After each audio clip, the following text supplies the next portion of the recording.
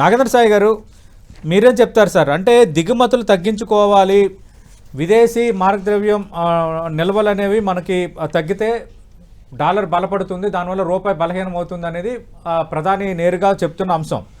ఈ నెల ప్రారంభంలోనే ఆర్బీఐ చేతిలో విదేశీ మార్క్ నిల్వలు $697 బిలియన్ ఉన్నట్టుగా చెప్తున్నారు. ప్రస్తుతం కేంద్రం తీసుకుంటున్న చర్యలు రూపాయి బలోపేతానికి ఉపయోగపడతాయా? రెండోది, ఇప్పుడు ఇంపోర్ట్స్ తగ్గించుకోవాలంటున్నారు, బట్ ఎలక్ట్రానిక్ గూడ్స్ మెటల్పై ఇంపాక్ట్ ఎలా ఉంటుంది? పెట్రోల్ డీజిల్ వాడకం కాకుండా ఎలక్ట్రికల్ వెహికల్స్ వాడాలంటున్నారు, బట్ ఎలక్ట్రికల్ వెహికల్స్లో మెజారిటీ మనం ఇంపోర్ట్ చేసుకుంటున్నవే. దీనిపై మీ స్పందన ఏంటి? సతీష్ గారు నమస్కారం అండి. పాపరావు గారు నమస్కారం. సో ఇప్పుడే పాపరావు గారు చెప్పినట్టు కూడా ఖచ్చితంగా నేను ఏకీభవిస్తానండి. ఎందుకంటే ఇదేదో ఓవర్ నైట్ జరిగిపోయే పరిస్థితి ఎలాంటి పరిస్థితులను కాదు. ఎందుకంటే ఈ రోజు గోల్డ్ కొనొద్దు అని ప్రధానమంత్రి గారు చెప్పినా ఎవరు చెప్పినా కూడా ఏంటంటే మన ఇండియన్ మెంటాలిటీ సాధారణంగా ఒక హెర్డ్ మెంటాలిటీ లాంటిది. ఏదైనా వద్దు అంటే మనం ఎందుకు వద్దు అంటే సామాన్యులకు బంగారాన్ని దూరం చేయడానికి ఏదైనా ప్రభుత్వం ఒక ప్రణాళిక ఏదైనా వేస్తోందన్న ఉద్దేశంతో మనం 1 గ్రామ్ కొనాలనుకున్న వాళ్ళు 2 గ్రాములు కొంటారు. సో అలాంటి సిచ్యువేషన్స్ లో మనం ఉంటాం. సో అందువల్ల ఏంటంటే ఇప్పుడున్న పరిస్థితుల్లో గోల్డ్ కొనొద్దు, మీరు ఇదేంటంటే చైనా వస్తువులు నిషేధిద్దాం, చైనా మాంజాలు నిషేధిద్దాం, చైనా వస్తువులు నిషేధిద్దాం 10 సంవత్సరాల నుంచి మనం అనుకుంటూనే ఉన్నాం. బట్ అలాంటిది ఏది ఆన్ గ్రౌండ్ లో అయితే జరగట్లేదు. ఇప్పుడే పాపారావు గారు అన్నట్టు make in India, made in India లాంటి ఆ నినాదాల వరకే పరిమితమై కానీ నిజంగా మ్యానుఫ్యాక్చరింగ్ సెక్టర్ లో మనం అంతా పురోగతి సాధించిన అవకాశాలు ఏమి పెద్దగా ఆన్ గ్రౌండ్ ఏం కనిపించలేదు. ఇవాళ ఏదో గోల్డ్ దిగుమతులు తగ్గించుకుందాం, ఆర్ఎల్స్ ఆస్టెరిటీ మెజర్స్ కింద ఈ చిన్న చిన్న చర్యల వల్ల రూపాయి బలోపేతం అవుతుంది నేను అనుకోవట్లేదండి. సో మనం ప్రతి దానికి ఈవెన్ ఒక యూరియా దిగుమతి చేసుకోవాలన్నా, ఒక గ్యాస్ మీద ఆధారపడాలన్నా, పెట్రోల్ గానీ డీజిల్ గానీ ప్రతి దానికి మనం చోక్ అయిపోతున్నాం. ఏంటంటే సెల్ఫ్ రియలైజేషన్ ఆర్ఎల్స్ సెల్ఫ్ రిలయన్స్ అనేది మనకి దాదాపు చాలా తక్కువ. ఇప్పుడే ఇవాళ ప్రకటన చూసాం, దాదాపు ఒమాన్ నుంచి 40,000 కోట్ల రూపాయలతో డైరెక్ట్ గా అక్కడి నుంచి గ్యాస్ పైప్ లైన్ మనం తెచ్చుకోవాలి ఎల్ఎన్జి అని చెప్పి. సో ఈ రోజు దాని విలువ దాదాపు 40,000 కోట్ల రూపాయలు. ఇప్పటికిప్పుడు అనుకున్నా కూడా ఆ ప్రాజెక్ట్ పూర్తి అవడానికి 5 నుంచి 10 సంవత్సరాల కాలం పడుతుంది. సో ఈ రోజు అనుకోవడం వల్ల ఇప్పటికిప్పుడు మనం డెసిషన్ తీసుకున్నా కూడా అట్లీస్ట్ ఒక 3 నుంచి 4 సంవత్సరాల సమయం పడుతుంది. కాబట్టి ఇప్పుడున్న సిచ్యువేషన్స్ ఇంటర్నేషనల్ గా తమకి తాము తగ్గితే, ఇప్పుడున్న క్రూడ్ కనుక తగ్గినా ఆర్ఎల్స్ ఇంటర్నేషనల్ ఫ్యాక్టర్స్ ఏదైనా తగ్గితే మనకు పరోక్షంగా బెనిఫిట్ అవుతుంది తప్ప నిజంగా గవర్నమెంట్ తీసుకునే చర్యల వల్ల రూపీ బలోపేతం అవుతుంది, రూపీ రికవర్ అవుతుంది అయితే నేనైతే అనుకోవట్లేదండి. అంటే నాగేశేఖర్, మీకు ఒక క్వశ్చన్ అడిగాను. అంటే ఇప్పుడు ఎలక్ట్రానిక్ గూడ్స్, మెటల్స్, తర్వాత ఈవీ కార్లు ఇవన్నీ కూడా మనం దిగుమతి చేసుకుంటున్నవే. కానీ ఇప్పుడు ఏంటంటే వీటి ఇంపాక్ట్ ఎలా ఉండబోతోంది, దీని ఇంపాక్ట్ వాటిపై ఎలా ఉండబోతుంది అన్నది ఒకటి. రెండోది, పెట్రోల్ డీజిల్ వాడకం తగ్గించాలి, ఎలక్ట్రికల్ వాహనాలు వాడాలంటున్నారు. ఎలక్ట్రికల్ వాహనాల మెజారిటీ మనం దిగుమతి చేసుకుంటున్నామే కదా, మరి దీనిపై ఏమంటారు? సో బ్యాటరీస్ అంటే ఎస్పెషల్లీ మనం ఈవీ స్పేస్ లో స్టిల్ ఇంకా నికరంగా 4 నుంచి 5% మేర మార్కెట్ షేర్ మాత్రమే ఉంది మనం ఎలక్ట్రిక్ వెహికల్స్. సో గతంతో పోల్చుకున్నట్టయితే ఈవీ స్పేస్ లో ఎంట్రీ వచ్చినప్పటికీ కూడా ఇంకా అంత పెనట్రేషన్ రాలేదు. అండ్ బ్యాటరీస్ అవసరమైన కెమికల్స్ కానీ, బ్యాటరీస్ అవసరమైన లెడ్ లాంటివి కానీ దిగుమతి చేసుకోవాలన్నా కూడా మనం చైనా మీద ఆధారపడి ఉన్నాం. రేర్ అర్త్ మినరల్స్ కానీ, మ్యాగ్నెట్స్, 2 వీలర్ వెహికల్స్ కానీ 4 వీలర్ వెహికల్స్ లో ఉన్న రేర్ అర్త్ మ్యాగ్నెట్స్ కూడా మనం చైనా మీద ఆధారపడ్డాం.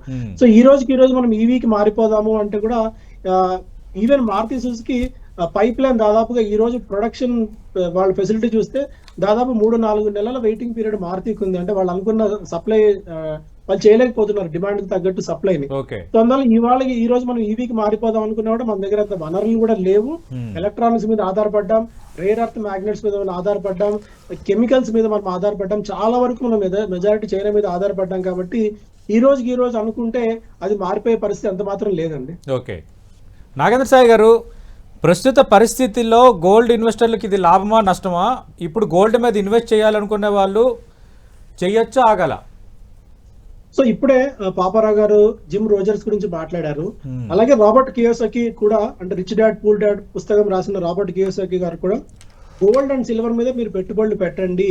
ఇప్పుడున్న పరిస్థితుల్లో ఏంటంటే హెడ్జింగ్ మెకానిజం కింద, హెడ్జింగ్ మెకానిజం లో భాగంగా అండ్ ఒక సేఫ్ హెవెన్ లాగా ఇప్పుడు ఏంటంటే పాపారావు గారు చెప్పినట్టు యుఎస్ డాలర్ తమ ప్రభావం కోల్పోతుంది. యూరోపియన్ యూనియన్ లో నిజంగా ఆశించిన స్థాయిలో గ్రోత్ లేదు. అటు అరబ్ దేశాలు కూడా ఇరాన్ ఎఫెక్ట్ కారణంగా అక్కడ రియల్ ఎస్టేట్ పడిపోయింది, అక్కడ కరెన్సీలో డబ్బులు పెట్టాలంటే అవకాశం లేదు. ఇప్పుడు ప్రపంచవ్యాప్తంగా ఏదైనా సేఫ్ హెవెన్ ఉంది, ఈ దేశంలో పెట్టుబడి పెట్టొచ్చు, లేదంటే ఈ అసెట్ క్లాస్ మీద పెట్టుబడి పెట్టొచ్చు అని కాన్ఫిడెంట్ గా ఎవరు చెప్పలేకపోతున్నారు. అందువల్ల ఏంటంటే పరోక్షంగా డబ్బులన్నీ కూడా మళ్ళీ గోల్డ్ అండ్ సిల్వర్ వైపు వచ్చే అవకాశాలే ఉన్నాయి. సిల్వర్ కంటే గోల్డ్ కి ఇంకా ఎక్కువ అవకాశాలు ఉన్నాయి. కాబట్టి రాబోయే రోజులు ఏంటంటే గోల్డ్ ఇంకా పెరిగే స్కోప్ చాలా ఉంది. కాబట్టి నేను పదే మనం టీవీ చర్చలో కూడా మాట్లాడుకున్నప్పుడు దాన్ని ఇన్వెస్ట్మెంట్ గా చూడాలా, లేదంటే మన ఫిజికల్ కన్సంప్షన్ గా చూడాలన్నది ఇప్పుడు పాయింట్. ఒకవేళ ఇన్వెస్ట్మెంట్ గా చూడాలి అంటే మీ పోర్ట్ఫోలియోలో కనీసం గరిష్టంగా 15 నుంచి 20% మేర మీ పెట్టుబడులను దాన్ని రెస్ట్రిక్ట్ చేసుకోండి. ఈటీఎఫ్స్ రూపంలో మీరు ఇన్వెస్ట్ చేసుకున్నట్టయితే లాంగ్ రన్ లో గోల్డ్ అండ్ సిల్వర్ ఒక హెడ్జింగ్ మెకానిజం కింద మీ పోర్ట్ఫోలియోలో ఖచ్చితంగా ఉండి తీరాల్సిందేనండి, వితౌట్ ఎనీ డౌట్. ఇప్పుడున్న ఈ ఒక ఆర్థిక మినీ సునామీ అని నేను చెప్తాను, ఎందుకంటే గోల్డ్ అంతా కూడా చాలా ఇబ్బందికర పరిస్థితుల్లో ఉంది ఇప్పుడున్న సిచ్యువేషన్స్ లో. ఈ టైంలో గోల్డ్ ని ఖచ్చితంగా మన పోర్ట్ఫోలియోలో ఉంచుకోవాలి. ఈ టైంలో గోల్డ్ లో ప్రాఫిట్ బుక్ చేసుకోవడం కానీ లేదా గోల్డ్ కి దూరంగా ఉండడం కానీ మనం చేయలేని పరిస్థితి.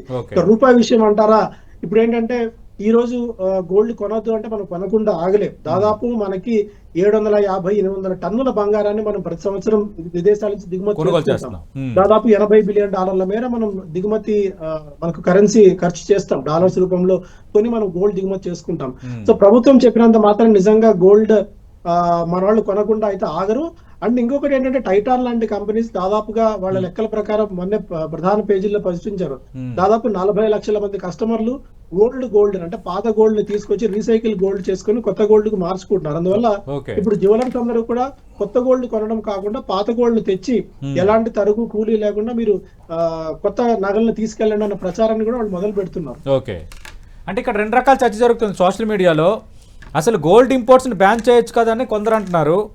రెండోది ఏమంటున్నారంటే నిజంగా జనరల్గా జనానికి ఉండే డౌట్ ఏంటంటే గోల్డ్ కొనొద్దు అనడం కంటే అసలు గోల్డ్ షాపులు మూసేస్తే ఎవరు కొనరు కదా అనేది ఈ 2 సోషల్ మీడియాలో ట్రెండింగ్ అవుతున్నాయి. దీనిపై మీ కామెంట్ ఏంటి? స్మగ్లింగ్ విపరీతంగా పెరిగిపోతుందండి. గతంలో ఇప్పుడు ఇలాంటి ఇంపోర్ట్ డ్యూటీస్ ఎందుకు పెంచుతారంటే స్మగ్లింగ్ ని అరికట్టడానికే. గతంలో కూడా డ్యూటీ స్ట్రక్చర్ లో చేంజెస్ చేయడానికి స్మగ్లింగ్ విపరీతంగా మనకు పెరిగిపోతుంది అంటే పక్కనున్న దేశాల నుంచి. అందువల్ల ఏంటంటే అరికట్టడానికి చేస్తారు. అండ్ ఇలా నిజంగా గనక గోల్డ్ ని షాప్స్ మూసివేయడం లేదా గోల్డ్ ఇంపోర్ట్స్ ని గనక మూసివేసినట్టయితే ఆపేసినట్టయితే అది ఇంకా పానిక్ క్రియేట్ చేసినట్టు అవుతుందండి జనాల్లో. సో అందువల్ల నాకు తెలిసి అలాంటి చర్య ప్రభుత్వం పొరపాటు కూడా చేసే అవకాశం ఉండదండి. ఓకే, అంటే మరి సాయి గారు దీనివల్ల గోల్డ్ రేట్లు పెరుగుతున్నాయి, ఇప్పుడు కొనుగోళ్లు కొంత తగ్గాయని షాపులు జ్యువెలర్స్ షాపులు చెప్తున్నారు. అంటే ఈ 1 year గోల్డ్ ఫ్యూచర్ ఎలా ఉండొచ్చు?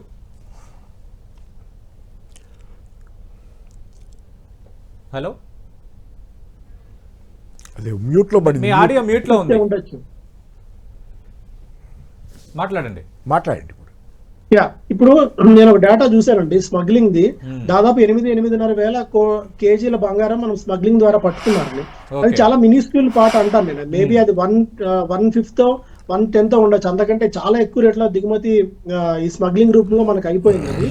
సో మీరు అన్నట్టు ఇక్కడ నుంచి 1 year ఎలా ఉంటుంది అంటే ఖచ్చితంగా గోల్డ్ ప్రైజెస్ పెరిగే స్కోప్ ఎక్కువ ఉంది. ఎందుకంటే అటు ఇరాన్ ఈ యుఎస్ మధ్య ఇప్పట్లో ఈ గొడవ చల్లారేట ఏం కనిపించట్లేదు. ఒకవేళ అది చల్లారిన తర్వాత కూడా యుఎస్ కున్న సంక్షోభం అది మనం దాన్ని మాపలేం. ఎందుకంటే వాళ్ళ BTA బైలాటరల్ ట్రేడ్ అగ్రిమెంట్స్ ని ఇతర దేశాల మీద టారిఫ్స్ విధించడాన్ని అక్కడ సుప్రీంకోర్టు తప్పు పడుతుంది. కాబట్టి డొనాల్డ్ ట్రంప్ ఏదో విధంగా ప్రపంచాన్ని ఆర్మ్ట్విస్ట్ చేయడానికి మరిన్ని ప్రయత్నాలు చేస్తే అది పరోక్షంగా యుఎస్ మీద ఎఫెక్ట్ చూపిస్తుంది. యుఎస్ డాలర్ కనుక ఇప్పుడే చెప్పినట్టు యుఎస్ డాలర్ కనుక మరింతగా బలహీన పడితే పరోక్షంగా నిధులన్నీ కూడా మళ్ళీ వేరే ఆప్షన్ లేకుండా గోల్డ్ అండ్ సిల్వర్ కి మళ్ళీ అవకాశం ఉంది.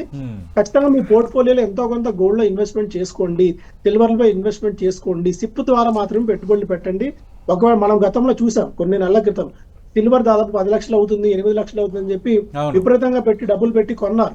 సో ఎందుకంటే ఇట్స్ కమాడిటీ అంటే దీన్ని మనం ఇన్వెస్ట్మెంట్ లా చూడాలి. రోజువారీ మన అవసరాలకి బంగారాన్ని వెంటనే మనం వినియోగించుకోలేం.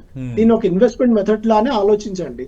సో ఎలా అయితే రకరకాల ఇన్వెస్ట్మెంట్ అవెన్యూస్ ఉంటాయో అలా ఇది కూడా ఒక అవెన్యూ మాత్రమే చూడండి తప్ప ఏదో ఫియర్ ఆఫ్ మిస్సింగ్ అవుట్ మళ్ళీ మనం కొనుగోలు చేయలేము, ఈ రోజు కాకపోతే మళ్ళీ గోల్డ్ మన వల్ల కాదు కొనడం అన్న థాట్ ప్రాసెస్ నుంచి బయటకి అయితే రండి.